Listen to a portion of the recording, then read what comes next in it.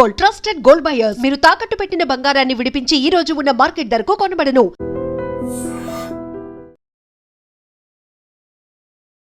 నమస్తే, welcome to iDream inside politics with కవిత.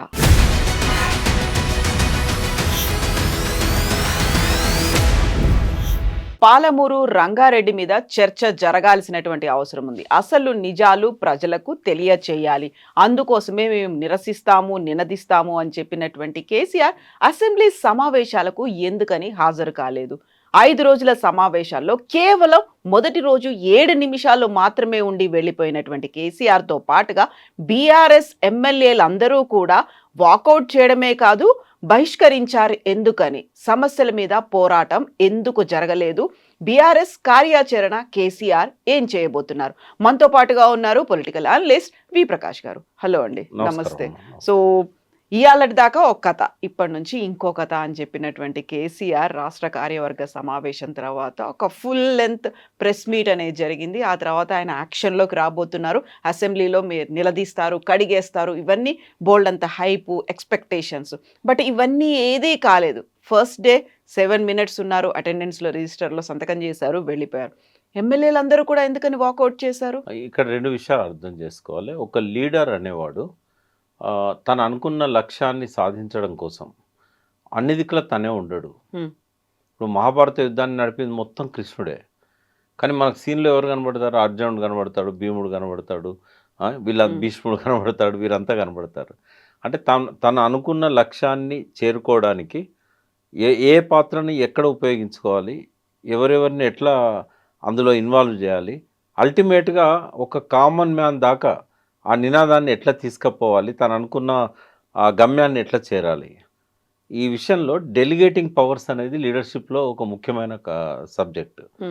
ఈ అన్ని తనే చేయకుండా డెలిగేటింగ్ పవర్స్, అట్లా ఆ విషయంలో కేసీఆర్ చాలా మెటిక్యులస్గా ప్లాన్ చేసి ఆయన ప్రెస్ మీట్ పెట్టిన క్షణం నుంచి ఈ రోజు వరకు ఇప్పటి వరకు మీడియాలో కానీ, అసెంబ్లీలో కానీ, బయట కానీ అందరి నోళ్ళల్లో కూడా పాలమూరును సక్సెస్ఫుల్గా తీసుకురాగలిగాడు డిబేట్. నంబర్ 2, ప్రభుత్వం తప్పులను బయట పెట్టడానికి తను సభలో లేకున్నా, సభలో బీఆర్ఎస్కి అవకాశం రాకున్నా చాలా సక్సెస్ఫుల్గా హరీష్ రావు గారితో ఒక 2.5 గంటల ప్రజెంటేషన్ ద్వారా అన్ని ఛానళ్ళల్లో, యూట్యూబ్లలో అన్నింటిలో మార్మోగేటట్టు చేయగలిగాడు.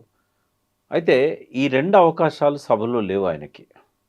ఒకవేళ సభలో అవకాశాలు ఉంటే హరీష్ రావు ప్లేస్లో కేసీఆర్ గారు ఉండేవారు. Suppose power point presentation Uttam Kumar రెడ్డికి అవకాశం తీసుకున్నట్టుగా అపోజిషన్ కనుక రేవంత్ రెడ్డి ఇచ్చినట్టయితే కేసీఆర్ పవర్ పాయింట్ ప్రజెంటేషన్ చేసేవాడు ఆయనే ఉండి. సెకండ్ పాయింట్ ఏంటంటే, సభలో ఉండాలంటే ఒక విజ్ఞత కలిగిన నాయకునికి ఎటువంటి ప్రతికూలత ఉండకూడదు. ఫస్ట్ ఏంటంటే, మాట్లాడుతుంటే 20 మంది 30 మంది అడ్డరవద్దు. తర్వాత ఆయనను హ్యూమిలేట్ చేసే విధంగా, అవమానపరిచే విధంగా ఏ నాయకుడు మాట్లాడకూడదు.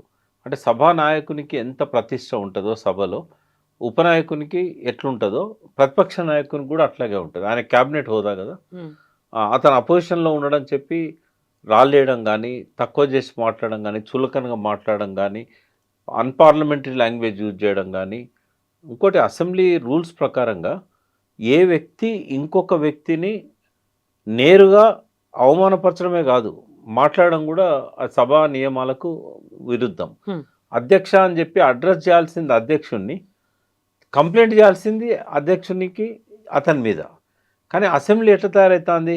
నువ్వా నేనా అని చెప్పి ఒకరినొకరు శత్రువులాగా ఒకరినొకరు నేరుగా ముఖం చూసుకుంటా యూ ఈడియట్ అంటే యూ రాస్కెల్ అన్న పద్ధతిలో అసెంబ్లీలో బాహాబాహి యుద్ధం, చలో బస్తీ మే సవాల్ అన్నట్టుగా నడుస్తూ ఉన్నది. తర్వాత అన్పార్లమెంటరీ కాదు, అడ్డమైన బూతులు మాట్లాడే వేదికగా మారింది అది. స్పీకర్ అంటే నాకు చాలా గౌరవం, ఎందుకంటే ఆయన చాలా నిజాయితీపరుడు ప్రసాదరావు గారు. ఎన్నోసార్లు మాట్లాడాను. వచ్చే అవమానాల పాలయ్యేదానికంటే రాకుండా దూరం ఉండొచ్చు కదా. అయితే ఇది అర్థం కావాలంటే ఒకసారి మనము ఒక 50-60 ఏళ్ళ వెనక్కి వెళ్దాం. 1969 ఆ సంవత్సరం అందరికీ తెలంగాణ ఉద్యమమే గుర్తుంటుంది. కానీ ఒక ముఖ్యమైన సంఘటన జరిగింది. ఏప్రిల్ నెలలో ఒక బ్రిటిష్ ఇండియా కాలం నుంచి మద్రాస్ అసెంబ్లీలో సభ్యునిగా ఉన్న ఒక గొప్ప నాయకుడు, గొప్ప వక్త, దేశమంతా పేరున్న వక్త తరిమెల నాగిరెడ్డి. అతను అప్పుడే మార్క్సిస్ట్ పార్టీ నుంచి రిజైన్ చేసి విప్లవ కమ్యూనిస్ట్గా మారిండు ఆయన. ఆయన ఒక అనర్గళమైన ఉపన్యాసం ఇచ్చి రిజైన్ చేశాడు అసెంబ్లీని. ఒకవేళ ఆ ఉపన్యాసం నేను వినకపోయినా చదవకపోయినా నేను ఎన్టీ రామారావు గారు పిలిచినప్పుడు 83లో ఎమ్మెల్యే అయ్యేవాడిని. తరిమెల నాగిరెడ్డి గారి ఆ ఉపన్యాసం ప్రభావం ఇప్పటికి కూడా నా మీద ఉంది. ఆయన మాట్లాడిన మాటలు ఇంకా వినబడుతూనే ఉన్నాయి. ఆయన ఏమన్నాడంటే, ప్రజా సమస్యలను చర్చించి అవసరమైన చట్టాలను అవసరమైన నియమాలను రూపొందించడానికి అసెంబ్లీ ఉంటుంది, దీన్ని చట్టసభ అంటారు, కానీ ఇది ఒక బాతకాని షాప్ అయిపోయింది అన్నాడు. ఆ వర్డ్ వాడాడు ఆయన. బాతకాని అంటే టైంపాస్కు మాట్లాడుకోవడం, గాసిప్స్. అయితే ఈ బాతకాని షాప్ అయిపోయింది, ఇక్కడ నేనుండి ఏం చేయాలి, నా టైం వేస్ట్ చేసుకోవడం నాకు ఇష్టం లేదు.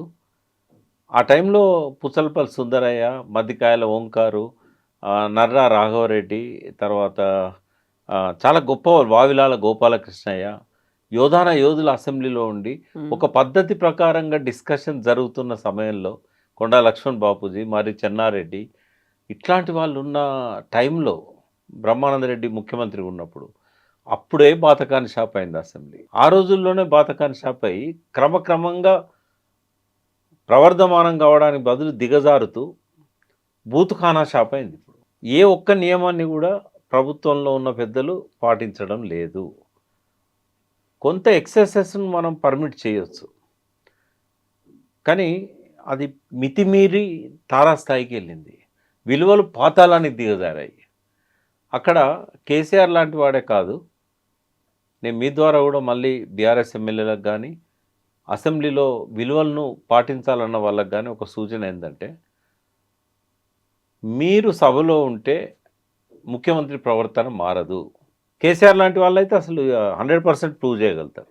హరీష్ రావు అయినా కేటీఆర్ అయినా సభలో లేకపోయినా నాకు సబ్జెక్ట్ మీద నాలెడ్జ్ ఉంది కాబట్టి నేను ప్రూవ్ చేయగలుగుతాను. You can take any issue. ఒక పాలమూరు రంగారెడ్డి అని కాదు, నువ్వు ఏ ఇష్యూ అన్నా తీసుకో. ఈ అసత్యాలు అబద్ధాలు రాజ్యం వెళ్తున్నప్పుడు అక్కడ కేసీఆర్ కూర్చొని ఏం చేస్తాడు, హరీష్ రావు కూర్చొని ఏం చేస్తాడు, జగదీష్ రెడ్డి కూర్చొని ఏం చేస్తాడు, ఒక మామూలు కొత్తగా గెలిచిన ఎమ్మెల్యే కూర్చొని ఏం చేస్తాడు. వాళ్ళు ట్రైన్ కావాల్సింది అసత్యాల సభల్లో కాదు కదా.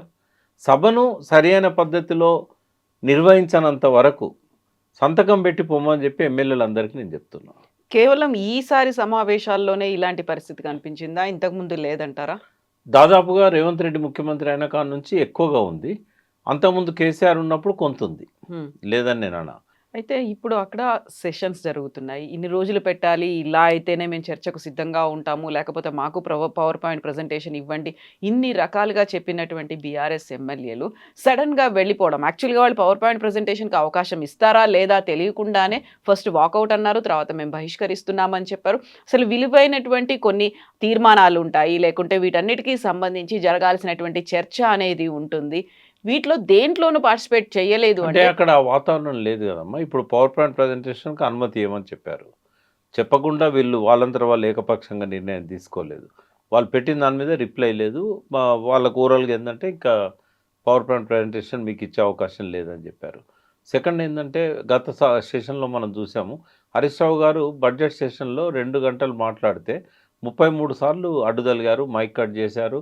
ఒక్క లెజిస్లేటివ్ అసెంబ్లీ వ్యవహారాల మంత్రి, లెజిస్లేచర్ వ్యవహారాల మంత్రి 13 సార్లు అడ్డుదలిగాడు. తర్వాత చీఫ్ మినిస్టర్ తలిగాడు, ఒక 10-12 మంది మంత్రులు అడ్డుదలిగారు. అంటే ఇట్లాంటి వ్యవహారం ఉన్నప్పుడు మాట్లాడడానికి అడుగడుగున ఫ్లోకి అడ్డుదలిగితే ఎట్లా మాట్లాడతారు? ఒకవేళ ఆయన పూర్తిగా మాట్లాడనిచ్చి ఆ తర్వాత 13 మంది 13 ఛాన్సులు తీసుకొని నువ్వు మాట్లాడిన దాన్ని తప్పు ఉందంటే బాగుంటుంది.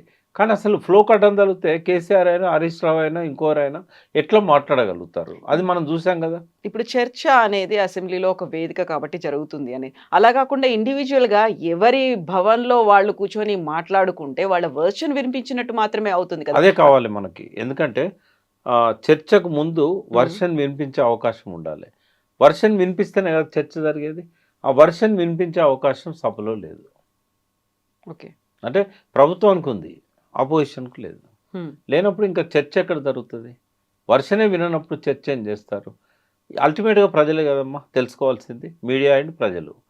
రెండు దిక్కుల నుంచి కవర్ చేశారు. ఇప్పుడు అన్ని యూట్యూబ్ ఛానళ్ళల్లో ఇద్దరికి దొరుకుతాయి ప్రజెంటేషన్లు. Hmm. ప్రజలకైతే మెసేజ్ పోయింది కదా. గతంలో ఏంటంటే ఆడియో విజువల్ టెలికాస్ట్ లేని రోజులలో అసెంబ్లీలో నడిస్తేనే ప్రజలకు తెలిసేది. ఇప్పుడు అట్లా కాదు కదా, ఓపెన్గా నడుస్తున్నది. బట్ కేసీఆర్ మాట్లాడిన తర్వాత ఆయన సభకు అటెండ్ అవుతారు, లేకుంటే ప్రశ్నిస్తారు, సమాధానాలు చెప్తారు, ఇలాంటివన్నీ ప్రజలు ఎదురు చూశారు. కార్యకర్తల దగ్గర నుంచి అలాంటి హైప్ అనేది ఎవరు ఎదురు వచ్చింది చూడలేదు, ఎవరు ఎదురు చూడలేదు.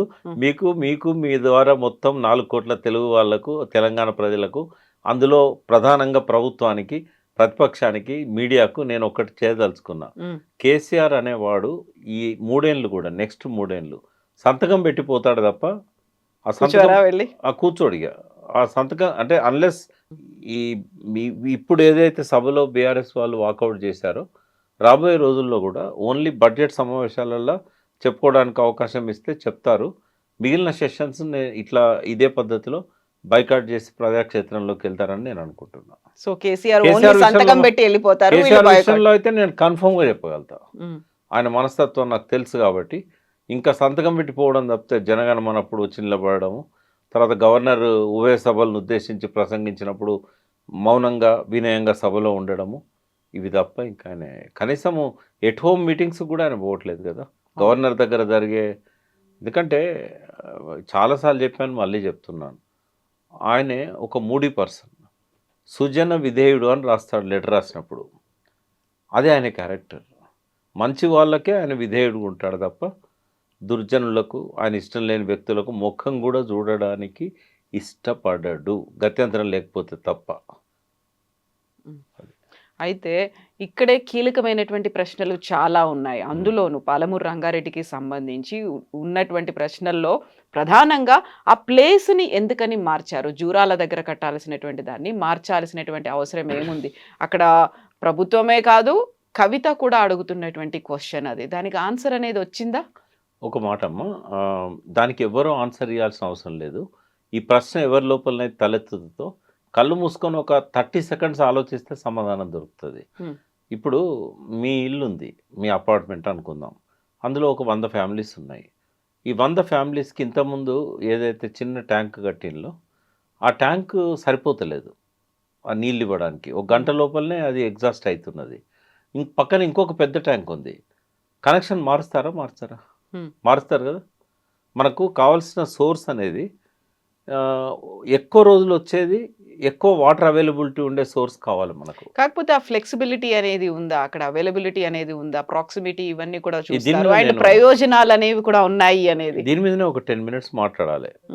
ఎందుకంటే పర్మనెంట్ క్లోజ్ చేస్తాను నేను ఈ డిస్కషన్.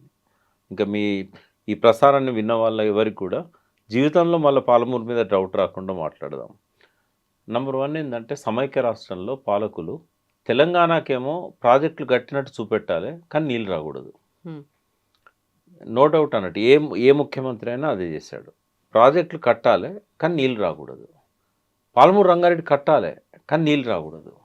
జూరాలకు లింక్ పెడితే ఏమైందంటే పాలమూరు రంగారెడ్డి పూర్తి అవుతుంది, కాంట్రాక్ట్ పనులన్నీ అయిపోతాయి, కమిషన్లు వస్తాయి, అన్నీ జరుగుతాయి, కానీ నీళ్ళు రావు ప్రాజెక్టుకు. ఎందుకు రావు అనంటే జూరాల కెపాసిటీ వాస్తవంగా 11 టీఎంసీలు పెట్టాలి. బచావ్ ట్రిబ్యునల్ 17.84 టీఎంసీలు వినియోగించుకోవాలని చెప్పింది. అయితే ఏ ప్రాజెక్టుకైనా వినియోగం ఎంత ఉన్నదో అంత రిజర్వాయర్ బెటర్. ఎందుకంటే నీళ్ళు వాడుకుంటున్న కొద్దీ మళ్ళీ ఫ్రెష్ వాటర్ వస్తూ ఉంటుంది, రీఫిల్ అవుతూ ఉంటుంది. అందుకని ఏం చేశారంటే 11 టీఎంసీలు పెడదాం అనుకున్నారు. ప్రాజెక్ట్ రిపోర్ట్ అంతా 11 టీఎంసీలకు రెడీ అయింది. రెడీ అయినాక రాయచూర్ జిల్లా పక్కనే ఉంటుంది, సిక్కంలో మన కృష్ణా నది రాయచూరు పట్టణం సమీపంలో కృష్ణా నది తెలంగాణలోకి ఎంటర్ అవుతుంది. అవతల ఒడ్డు రాయచూరే, big city, district head quarter, industries ఉన్నాయి. కరెక్ట్గా రాయచూరుకు బార్డర్లో కృష్ణా నది, భీమా నది రెండు కలుస్తాయి. కలిసిన దగ్గర కృష్ణా అనే ఊరు ఉంటుంది. ఆ ఊరు దాటి అక్కడ రైల్వే స్టేషన్ ఉంటుంది, కృష్ణా రైల్వే స్టేషన్. అక్కడ నుంచి మనకు జూరాలకు హార్డ్లీ ఒక 40-50 కిలోమీటర్స్ ఉంటే ఎక్కువ. ఇక్కడ మనం బ్యారేజ్ కడితే అక్కడ దాకా నీళ్ళు తడతాయి. అయితే వాళ్ళు ఇచ్చిండ్రు 17.84, జూరాల దగ్గరనే వాడుకోవాలని చెప్పారు. బట్ 11 టీఎంసీల స్టోరేజ్ పెడితే రాయచూరుకు చాలా వరకు నష్టం జరుగుతూ ఉంది. అందుకని ఏం చేశారు, రిజర్వాయర్ కెపాసిటీ 11 ఉంది కానీ 6-7 టీఎంసీలు రాగానే వాళ్ళు గోల చేస్తారు అక్కడ. అందుకని నీళ్ళు రిలీజ్ చేస్తూ పోతారు వీళ్ళు. ఎప్పుడు కూడా 6 టీఎంసీల కంటే ఎక్కువ స్టోరేజ్ చేయడానికి ఉండదు. అయితే అక్కడ నీళ్ళు వచ్చేటిది గతంలో ఒక 60 రోజులు వస్తాయని అనుకున్నారు. ఈ క్లౌడ్ బర్స్ట్ అయ్యి ఎక్సెస్ రెయిన్ఫాల్ ఉన్న ఇయర్స్ పక్కకు పెడితే, ఇక్కడ కానీ మహాబలేశ్వరం దగ్గర నుంచి కర్ణాటక దాకా ఎక్కడైతే ఎక్సెస్ రెయిన్ఫాల్ ఉన్నదో ఆ సంవత్సరాలు మాత్రమే ఒక 35-40 డేస్ వస్తున్నాయి. వచ్చినప్పుడు ఓవర్ ఫ్లడ్ వస్తున్నది. అంటే జూరాల గేట్లు ఎప్పటికీ అన్ని తెరవాల్సి వస్తుంది, కానీ శ్రీశైలంలో కూడా అన్ని గేట్లు తెరవాల్సి వస్తుంది. అంటే నీకు అక్కడ స్టోరేజ్ లేకపోవడం వల్ల జూరాలలో వచ్చే ఫ్లో నుంచి లిఫ్ట్ చేసుకోవాలి. దాని మీద ఆధారపడ్డ ప్రాజెక్టులు ఎన్ని ఉన్నాయి? నెట్టెంపాడు ఉంది, 2 లక్షల ఎకరాల ఆయకట్టు. భీమా ఉంది, 2 లక్షల ఎకరాల ఆయకట్టు. కోయిల్ సాగర్ నది అదొక 60-70 వేల ఎకరాల ఆయకట్టు. జూరాలది 1,00,000 ఎకరాల పైన ఉంది, 1,02,000 ఎకరాలు. తర్వాత జూరాల ఆర్డిఎస్ లింక్ కెనాలు, మళ్ళీ ఆ లింక్ కెనాల్ ద్వారా ఆర్డిఎస్లో నీళ్ళు అందని ఆయకట్టుకు నీళ్ళు రావాలి. ఇవన్నిటికి కూడా సోర్స్ ఏంది అంటే ఈ 6 టీఎంసీల రిజర్వాయర్. పోనీ ఫ్లడ్ వచ్చినప్పుడు రేవంత్ రెడ్డి ఏదైతే అన్నాడో రోజుకు 3 టీఎంసీలు 4 టీఎంసీలు గుంచుతాం మేము అని అన్నాడు. ఏడ పోసుకుంటావు? రిజర్వాయర్లు ఎక్కడున్నాయి? నీకు అవతల సైడ్ అయితే అసలు రాయచూరు ఉన్నది, గద్వాల్ ఉన్నది, నీకు అసలు వీలే కాదు ఇంకా రిజర్వాయర్ కట్టడానికి. అందుకే ఆడ జాగలేకని నెట్టెంపాడుకు చాలా చిన్న 2 కట్టారు. ఇంకోటి ఏదో మొదలు పెట్టకపోతే పెద్ద ఎత్తున ప్రజల్లో ప్రతిఘటన వచ్చింది టీఆర్ఎస్ గవర్నమెంట్ ఉన్నప్పుడే. యూతల సైడ్ చూద్దామంటే అన్ని ఆల్రెడీ ఎస్టాబ్లిష్డ్ టౌన్స్, అసలు నీకు అక్కడ గుంట జాగ కూడా అక్వైర్ చేయడానికి వీలు కాకుండా చాలా హార్డ్ డీల్స్ ఉన్నాయి. ఇప్పుడు పాలమూరు రంగారెడ్డిలో కూడా ఇంకొక 20-30 వేల ఎకరాల ఆయకట్టును మనం దానికోసమని ల్యాండ్ అక్విజిషన్ చేద్దామంటే వీలు కాని పరిస్థితి. ఇప్పుడు ఎంత పెద్ద రిజర్వాయర్ కట్టాలి? ఇప్పుడు 35 రోజులల్లో ఇది కేసీఆర్ గారు ఒక 170 టీఎంసీలు వాడుకోవాలనుకున్నారు పాలమూరు రంగారెడ్డికి. 12 లక్షల ఎకరాలు, 12.5 లక్షల ఎకరాలు, కనీసం ఒక 120 టీఎంసీలు అయినా స్టోరేజ్ అవసరం. ఇప్పుడు వరుసగా ఫిల్లింగ్స్ ఉన్నప్పుడేమో 60 టీఎంసీలు అది కట్టుకొని 120 టీఎంసీలు నింపుకోవచ్చు. కానీ ఇక్కడ అట్లా కాదు. ఇక ఆ 35 రోజుల్లో స్టోర్ చేసి పెట్టుకోవాలి. అయితే నేనేమంటున్నా, ఈ ల్యాండ్ అక్విజిషన్కు, రీహాబిలిటేషను, మళ్ళీ ప్రజలందరినీ ఎవాక్యుయేట్ చేయడము, ఇవన్నిటి బదులు ఆడ ఆల్రెడీ 300 టీఎంసీలు రిజర్వాయర్ ఉన్నది కదా, శ్రీశైలం ఉంది కదా. జూరాల్లో ఎన్ని రోజులు ఉంటాయి నీళ్ళు? హార్డ్లీ 35 డేస్ ఫ్లో ఉన్నప్పుడు ఉంటాయి. 35 డేస్ అయిపోయాక ఆడున్న 6 టీఎంసీలు అప్పుడున్న పంటలకే సరిపోతాయి. ప్రజెంట్ సిచ్యువేషన్ ఏం తెలుసా మీకు? కల్వకుర్తినేమో మోటార్ లాంచ్ చేసిళ్ళు, 3.5 లక్షల ఎకరాలకి ఇప్పుడు నీళ్ళు ఇస్తున్నారు కల్వకుర్తిలో రైట్ నౌ మనం కూర్చున్న టైంకి. యాసంగి పంటలు అంటారు. యాసంగి పంటలకు శ్రీశైలం నుంచి లిఫ్ట్ చేసి రిజర్వాయర్ నుంచి ఐజాన్ టుడే కూడా పంపులు పనిచేస్తున్నాయి. జూరాల దగ్గర మొత్తం బంద్ అయిపోయినాయి. ఎందుకు అంటే క్రాప్ హాలిడే ఇచ్చారు. మరి ఎందుకు అక్కడ జూరాల ఆయకట్టుకే క్రాప్ హాలిడే ఒకటే ఇయ్యలే? నెట్టెంపాడికి ఇచ్చారు, భీమాకి ఇచ్చారు, కోయిల్ సాగర్కి ఇచ్చారు, జూరాలకు కూడా ఇచ్చారు. ఒకవేళ అఫీషియల్గా వాళ్ళు జీవో ఇచ్చినా ఇవ్వకపోయినా నీళ్లు లేవు పంటలు పండించుకుందామంటే. మరి ఈ పరిస్థితి ఒకవేళ కనుక కేసీఆర్ పాలమూరు కట్టి ఉంటే జూరాల సోర్స్ నుంచి, వీళ్ళు ఎవరైతే అంటున్నారో జూరాల ఎందుకు మార్చారని, ఒకవేళ జూరాలను అట్లే ఉంచి కట్టి ఉంటే ఇవాళ పరిస్థితి ఏంది అంటే దాని సొంత 1,00,000 ఎకరాల జూరాల ఆయకట్టుకే నీళ్ళు లేక క్రాప్ హాలిడే ఇస్తే దీని మీద ఆధారపడ్డ 12.5 లక్షల ఎకరాల పాలమూరు రంగారెడ్డి నీళ్ళు ఎక్కడి నుంచి వచ్చేది? మరి కల్వకుర్తి పంపులు ఎందుకు పనిచేస్తున్నాయి అంటే హెవీ స్టోరేజ్ ఉందాడ. దాన్ని 307-8 టీఎంసీలకు కట్టారు శ్రీశైలం. సరే సిల్ట్ రావడం వల్ల కొంత తగ్గిపోయింది, ఇప్పుడు 240 దాకా ఉంటున్నాయి అది. మరి అంత పెద్ద స్టోరేజ్ పెట్టుకొని అంటే అది మొత్తం ఆంధ్రకు డెడికేట్ చేయాలనుకున్నారు. శ్రీశైలం అంటే ఆంధ్రది, అంటే నీకు శ్రీశైలం నీళ్ళు పాలమూరుకు తీసుకునే ఉద్దేశం లేదు. శ్రీశైలం నీళ్ళు పోవాలనే కదా. నీ పీరియడ్లో ఇది కంప్లీట్ చేసే ఆలోచన లేదు కదా. ఎందుకంటే కోడంగల్కు పాలమూరు నీళ్ళు పోవాలంటే మొత్తం పాలమూరు రంగారెడ్డి ప్రాజెక్ట్ అంతా పూర్తి చేస్తే తప్ప పోవు. అది టేల్ ఎండ్, అది టేల్ ఎండ్. టేల్ ఎండ్కు నీళ్ళు పోవాలంటే అన్నీ కంప్లీట్ చేయాలి. జూరాలను కూడా డైరెక్ట్ పెట్టలేదు. జూరాల నుంచి భీమాలో భూత్పూర్ రిజర్వాయర్ అని ఉంటుంది, అది భీమా ఆయకట్టు కోసం పెట్టిన రిజర్వాయర్. దానికి లింక్ చేశాడు. దానికి లింక్ చేయడం వల్ల జూరాల ఆయకట్టు రైతులతో గొడవ. అదొక అష్యూర్డ్ సోర్స్ కాదు. జూరాల్లో నీళ్లు ఉండయి, జూరాల కాపాడే ఇస్తే కోడంగల్ కూడా కాపాడే ఇవ్వాలి. కోడంగల్కు అష్యూర్డ్ సోర్స్ పాలమూరు రంగారెడ్డి ద్వారా అయితేనే శ్రీశైలం నీళ్లు నిరంతరంగా ప్రవహిస్తాయి. యాసంగి పంటలకు కూడా రిజర్వాయర్ కట్టుకుంటే సరిపోతుంది. దీనికి మరణ శాసనం రాసింది వెదిర శ్రీరామ్ అన్నట్టు, రేవంత్ రెడ్డి అన్నట్టు కేసీఆర్ కాదు, మన్మోహన్ సింగ్ గారు, సోనియా గాంధీ గారు విభజన చట్టంలోనే చెప్పారు ఆ మాట. విభజన చట్టంలోనే వాటిని డిస్టర్బ్ చేయొద్దని చెప్పారు. వాస్తవంగా కూడా చట్టబద్ధంగా మాట్లాడాలి మనం, రాజ్యాంగబద్ధంగా మాట్లాడాలి మనం అని అనుకుంటే మరణశాసనం రాసినా కూడా వాళ్ళ చేతిలో అంతకంటే ఏం లేదు అప్పుడు. ఎందుకంటే నెక్స్ట్ ట్రిబ్యునల్ వచ్చి ఆంధ్రకు తెలంగాణకు నీళ్ళను పంపిణీ చేసేదాకా మ్యూచువల్గా అనుకుంటే సరిపోతుంది, దాని చట్టబద్ధత ఉండదు. ఇప్పుడు అక్కడ 299కి సంతకం పెట్టిండా, 1000కి సంతకం పెట్టిండా అనేది క్రైటీరియా కాదు. అది 2 రాష్ట్ర ప్రభుత్వాల మధ్య ఉన్న తాత్కాలిక ఒప్పందము. తాత్కాలిక ఒప్పందం అన్నప్పుడు అది 1 ఇయరే ఉంటుంది. అలా రాసిళ్ళు కూడా 1 సంవత్సరం కోసం చేసుకుంటున్న ఒప్పందం. దాన్ని చేసుకోవడానికి 2 కారణాలు ఉన్నాయి. ఒకటి, విభజన చట్టంలో అట్లా చేసుకోవాలని ఉంది. రెండవది ఏంది, ఆనాటికి తెలంగాణలో 299 టీఎంసీలు వాడుకునే పరిస్థితి కూడా లేదు. ఆ పర్టికులర్ 2014-15 ఇయర్ కానీ 15-16 ఇయర్ కానీ. మిషన్ కాకతీయ ఎప్పుడైతే పనులన్నీ పూర్తయినాయో 2020 వరకు పూర్తయినాయి. అప్పుడు 28,000 చెరువులను పునరుద్ధరించిండ్రు.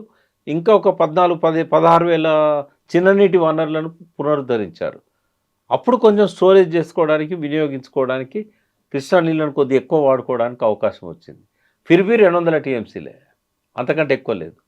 తర్వాత 2017-18 నాటికి కలవకుర్తి, నెట్టెంపాడు, భీమా కింద, కోయిల్ సాగర్ కింద కొంత ఆయకట్టు వాడుకోవడానికి కొన్ని రిజర్వాయర్స్ కంప్లీట్ చేసుకొని, రాజశేఖర రెడ్డి వదిలిపోయినప్పుడు ఎట్లుందో కిరణ్ కుమార్ రెడ్డి మనకు తెలంగాణ ఇచ్చేదాకా కూడా, ఆ తెలంగాణ వచ్చేదాకా కూడా కిరణ్ కుమార్ రెడ్డి వరకు అట్లే ఉంది. గొంగడ ఎక్కడనేదో అక్కడనే ఉంది. రాజశేఖర రెడ్డి మరణించిన తర్వాత దానికి నిధులు ఇవ్వలేదు. ఇచ్చిన నిధులు కూడా కేవలం బిల్లుల పేమెంట్కే పోయినాయి. మళ్ళీ కేసీఆర్ వచ్చినాకనే ఆ ప్యాచ్ వర్క్, మిగిలిన వర్క్ అంతా కంప్లీట్ చేశాడు. సో ఆ 4 ఏళ్ళు పట్టింది. అంటే 2019 వరకు కూడా ఆ వాటికి నీళ్లు వాడుకునే పరిస్థితి లేకుండే. సో ఇప్పుడు వాడుకుంటాళ్ళు. బట్ ఎన్ని వాడుకుంటాళ్ళు? స్టిల్ 270-280. మరణశాస్త్రం ఎక్కడ రాశాడు? ఏ సంవత్సరం ఆ సంవత్సరం ఫ్రెష్ అగ్రిమెంట్. ప్రతిసారి కృష్ణా రివర్ మేనేజ్మెంట్ బోర్డు దగ్గర గొడవ జరిగేది. మీకు తెలుసు కదా, అసెంబ్లీలో వాకౌట్ చేస్తారని విన్నాం. కానీ ఒక ఐఏఎస్ ఆఫీసరు, నీటిపారుదల శాఖ ప్రధాన కార్యదర్శి, స్పెషల్ చీఫ్ సెక్రటరీగా ఆ రోజు ఉన్న రజత్ కుమారు కృష్ణా రివర్ మేనేజ్మెంట్ బోర్డు నుంచి వాకౌట్ చేశాడు. కారణం ఏంటి? 299 మేము ఒప్పుకోమని చెప్పేసి. వాళ్ళు ఏం చెప్పుకుంటూ వచ్చారు, మీరు వాడుకోవడానికి అసలు ప్రాజెక్టులే లేవు కదా, ఈ మొత్తం నీళ్ళు కూడా మీరు వాడుకోవట్లేదు కదా అని చెప్పి అడ్డుపులు వేశారు.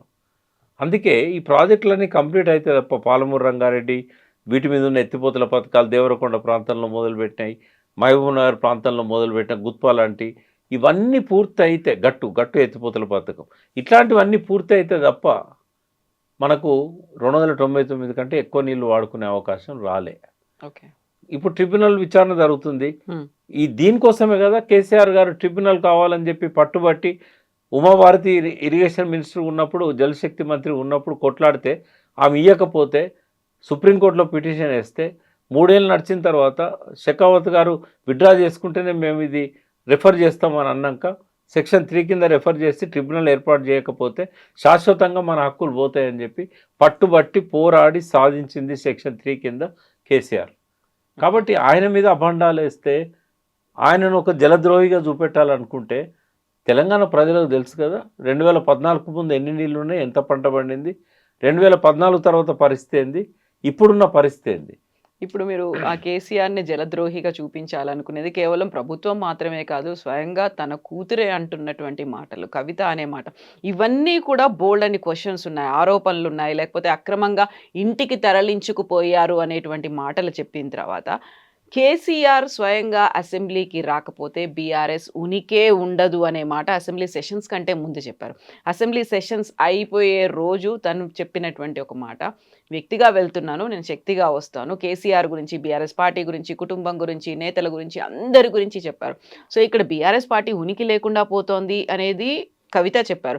బట్ అదే కవిత తన సొంత పార్టీకి సంబంధించి ఏర్పాట్లు అనేవి కూడా చేసుకుంటున్నారు కదా! సో, ఇప్పుడు బీఆర్ఎస్ పరిస్థితి ఎలా ఉంది? తెలంగాణ జాగృతి ఒక రాజకీయ పార్టీగా మారబోతుంది. దానికి సంబంధించి కమిటీలనేవి కూడా ఏర్పడుతున్నాయి.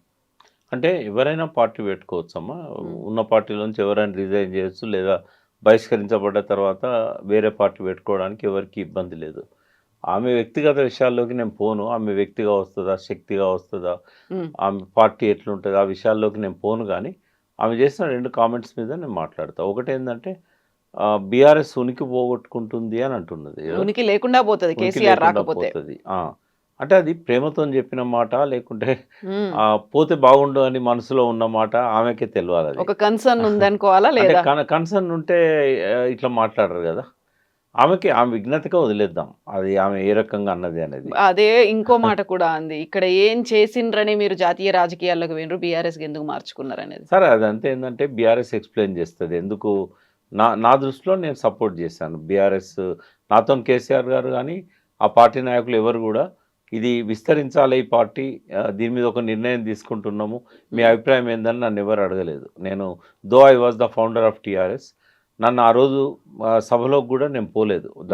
రాష్ట్ర కార్యవర్గ సమావేశానికి గూడా నేను పోలేదు. ఎందుకంటే పార్టీలో నేను లేను, యాక్టివ్‌గా లేను.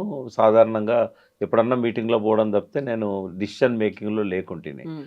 సరే అట్లున్నా గూడా కేసీఆర్ గారు ఎందుకు బీఆర్ఎస్ పెడుతుండ్రు అనేది నాకు చెప్పకపోయినా గూడా I strongly supported that. Okay. BRS పెట్టడాన్ని నేను సపోర్ట్ చేశా. నేనెక్కడ ఆయనతో భిన్నమైన అంటే ఆలోచనలు వచ్చినాయంటే ప్రిపరేషన్ లేకుండా పెడుతున్నాడు అనేది. కేసీఆర్ ఎప్పటికైనా హ్మ్. బీఆర్ఎస్ పెట్టాలి. కానీ తొందరపడ్డాడు, ప్రిపరేషన్ లేకుండా పెట్టాడు అనేది నేను అనుకున్నాను. తర్వాత ఇక్కడున్న గ్రౌండ్ సిచ్యువేషన్‌ను గూడా పట్టించుకోకుండా కొంత ఇక్కడ కాన్సంట్రేట్ చేయాల్సిన బదులు ఆ టైంని, ఆ ఎనర్జీని, ఆ మనీని, ఆ హ్మ్. క్యాడర్‌ని వేరే రాష్ట్రాల మీద దృష్టి సారించడం గానీ, ఆయన గూడా పోయి అక్కడ టైమ్ స్పెండ్ చేయడం గానీ, ఇది ఇక్కడ టీఆర్ఎస్‌కు నష్టం చేకూర్చింది అనేది. అంటే జరిగిన తర్వాత ఎవరైనా చెప్పొచ్చు. హ్మ్. జరిగిన తర్వాత ఎవరైనా చెప్తారు. కానీ జరగకముందు ఏందంటే ఆనాటి అవసరం అట్లుండేది. ఏందంటే దేశవ్యాప్తంగా అనేక మౌలిక సమస్యలను స్వాతంత్రం వచ్చిన తర్వాత ఈ రోజు వరకు గూడా ఎవరు పరిష్కరించలేకపోయారు. 70,000 టీఎంసీలు అందుబాటులో ఉంటే కనీసం 35,000 టీఎంసీలను గూడా వినియోగంలోకి తేలేకపోయిండ్లు. హ్మ్. బీహార్ లాంటి రాష్ట్రాల నుంచి ఇవాళ లక్షలాది మంది కాదు, కోట్లాది మంది వలసపోవాల్సిన పరిస్థితి తీసుకొచ్చారు. ఈ కలామిటీస్ తర్వాత రకరకాల గ్లోబల్ వార్మింగ్ సంబంధించి పర్యావరణాన్ని నాశనం చేసే కార్యక్రమాలు, డిఫెన్స్ విషయంలో గానీ ఎందులో గూడా ఒక భారతదేశ పద్ధతి అనేది అమలు కావడం లేదది. మన సంస్కృతికి, మన సంస్కారానికి తగ్గట్టుగా పాలనలో అది ప్రతిబింబించడం లేదు. కాబట్టి ఇవన్నిటిని దృష్టిలో పెట్టుకొని ఆయన బాగా స్టడీ చేస్తాడు. తెలంగాణ కోసం ఎంత స్టడీ చేశాడో, హ్మ్. భారతదేశంలో ఉన్న అన్ని రకాల వ్యవసాయ పరిస్థితి, ఇండస్ట్రియల్ రెవల్యూషన్ తర్వాత వచ్చిన పరిస్థితి. సో, ఇవన్నీ స్టడీ చేసిన తర్వాత ఫైనల్‌గా హ్మ్. ఆయనకొక నమ్మకం ఏమొచ్చింది, ఈ 9.5 ఏళ్లల్ల దేశంలో స్వాతంత్రం వచ్చిన కాడ నుంచే ఆనాటి వరకు 23 వరకు ఏ రాష్ట్రంలో ఏ ముఖ్యమంత్రి గతంలో చేయనంత ర్యాపిడ్ ప్రోగ్రెస్, చాలా వేగవంతంగా అభివృద్ధి చేశాడు. ఏ సెక్టర్ అన్నా తీసుకోవచ్చు. మీరు ఎనీ సెక్టర్ మీరు హ్మ్. చెప్పండి. స్టాటిస్టిక్స్‌తో పాటుగా చెప్తాను నేను. ఓకే. దేశంలోనే ఏ రాష్ట్రంలో అభివృద్ధి కానంతగా ఆర్థికంగా గానీ, ఇతరత్రా గానీ అన్ని రంగాలలో చేశాడు. ఈ విషయాలేవి కవితకి తెలీదా? కవిత ఎందుకని డైరెక్ట్‌గా అంటే కేసీఆర్ మీద ఒక మనిషి ఒక కామెంట్ చేస్తున్నాడంటే హ్యాపీ మూమెంట్‌లో చేయొచ్చు, ఫ్రస్ట్రేషన్ మూమెంట్‌లో చేయొచ్చు, సాధారణంగా ఉన్న స్థితిలో కూడా చేయొచ్చు. ఏదైనా ఆశించి చేయొచ్చు, ఏదన్నా నిరాకరించినందుకు చేయొచ్చు. ఇన్ని రకాల కోణాలుంటాయి మనిషికి హ్మ్. ఒక మాట మాట్లాడుతున్నప్పుడు. ఆ ఏడ్చుకుంటూ మాట్లాడడంలో ఒక తీవ్రమైన ఫ్రస్ట్రేషన్ అది. ఫ్రస్ట్రేషన్ అన్నప్పుడు వ్యతిరేకంగా వస్తాయి మాటలు. సంతోషంగా ఉన్నప్పుడు కూడా కన్నీళ్ళు వస్తాయి. బట్ అప్పుడొచ్చే మాటలు ఇంకో తీరు వస్తాయి. హ్మ్. పాటుంది. నవ్వినా, ఏడ్చినా కన్నీళ్ళే కన్నీళ్ళే వస్తాయి. వస్తాయి. ఏ కన్నీటెనకాల ఏముందో గాథో. తెలుసునా. హ్మ్. ఆత్రేయ గారు రాసింది కరెక్ట్‌గా అక్కడ అప్లై అవుతది. ఓకే. వాటిని పెద్దగా పట్టించుకోవాల్సిన అవసరం లేదు. హ్మ్. సో, పార్టీ ప్రిపరేషన్స్ అయితే కొనసాగుతూనే ఉన్నాయి. కమిటీలను కూడా ఏర్పాటు చేసుకున్నారు. దేని మీద ఫోకస్ పెట్టాలి వీటన్నిటి గురించి కూడా రాజకీయాల్లో ఉన్న వాళ్ళకు అల్టిమేట్‌గా అంటే ఒక బిగ్ డ్రీమ్ ఉంటది. ఆ ఆ బిగ్ డ్రీమ్ను అచీవ్ చేసుకోవడానికి ఎక్కడ అవకాశం ఉంటుందో అక్కడికి వెళ్తుంటారు. ఎక్కడ అవకాశం లేనప్పుడు ఓన్గా ఎదుగుతారు. రేవంత్ రెడ్డికి కూడా సీఎం కావాలని ఉండే చాలా సంవత్సరాల నుంచి ఆయన అందరికి చెప్పుకుంటూ వచ్చాడు. నాతో కూడా 5 సంవత్సరాల ముందు చెప్పాడు. మీరు ఒకసారి నాతోని ప్రొఫైల్స్ అన్నీ ఒక్కొక్కరిది ½ అన్ అవర్ చేశారు. అందులో అన్ని పార్టీలతో పాటు రేవంత్ రెడ్డిది కూడా చేశారు. అప్పటికి రేవంత్ రెడ్డి ఇంక ఎన్నికలకు పోలే. బట్ నేను మాట అన్నా, రేవంత్ రెడ్డికి ఉన్న ప్యాషన్ కానీ రేవంత్ రెడ్డికి ఉన్న ఆకాంక్ష కానీ ఖచ్చితంగా సీఎం అవుతాడు, డ్రైవింగ్ ఫోర్స్ అనేది ఉంది. ఈసారి కాకపోతే ఇంకోసారికైనా అవుతాడు అని నేను చెప్పాను నేను మీకు. అవును. కాబట్టి సీఎం కావాలనుకున్న వాళ్ళకు ఒకటే ఫోకస్ ఉంటుంది. అర్జునుని కదా మహాభారతంలో ద్రోణుడు పరీక్ష పెట్టినప్పుడు పక్షి కన్ను మీదనే గురి ఉన్నట్టుగా వాళ్ళకి ఆ గురి ఉంటే వాళ్ళు సక్సెస్ అవుతారు. ఇంకా వాళ్ళు దేన్ని పట్టించుకోరు. బంధాలను, అనుబంధాలను, మమకారాలను, ప్రేమలను, ద్వేషాలను ఏది పట్టించుకోరు. ఆ దృష్టి పక్షి కన్ను మీదనే ఉంటుంది. అట్లా ఎవరు దృష్టి పెట్టి పోతారో వాళ్ళు సక్సెస్ అవుతారు. చూద్దాం, కాలం నిర్ణయిస్తుంది. సో కవిత కూడా ఈ మాట అన్నారు కదా సీఎం గురించి. ఎవరి భవిష్యత్తు ఏందో పార్టీ పెడుతున్నారు అంటేనే అల్టిమేట్ లక్ష్యం చెప్పినా చెప్పకపోయినా సీఎంఏ ఉంటుంది. మలన్న పార్టీ పెట్టినట్టే అల్టిమేట్ లక్ష్యం సీఎంఏ ఉంటుంది. చూద్దాం ఏం జరుగుతుంది, ఎంత టైం తీసుకుంటారో. థ్యాంక్ యూ అండి. Thank you. And for more videos, Please subscribe to iDream. Please subscribe to iDream. Please subscribe iDream. And please subscribe to iDream. For more videos, subscribe to iDream. please like, share, and subscribe to the channel. Congratulations, iDream. Subscribe to iDream. Subscribe to iDream. So subscribe to iDream Media. iDream ki iDream team andarki huge congratulations. Please subscribe iDream Media. Please subscribe to iDream. Subscribe iDream. Please subscribe to iDream. iDream అంటే నా కళల ఛానల్ను subscribe చేసుకున్న నోరు తిరుగుతలేదు. మీరైతే గంట గుర్తు కొట్టండి. For more such videos, please subscribe to iDream. Subscribe to iDream. Please subscribe to iDream. Please subscribe iDream Media. Please do subscribe to iDream. Please subscribe to iDream Media. For best entertainment and information, please subscribe iDream. And don't forget to subscribe to iDream.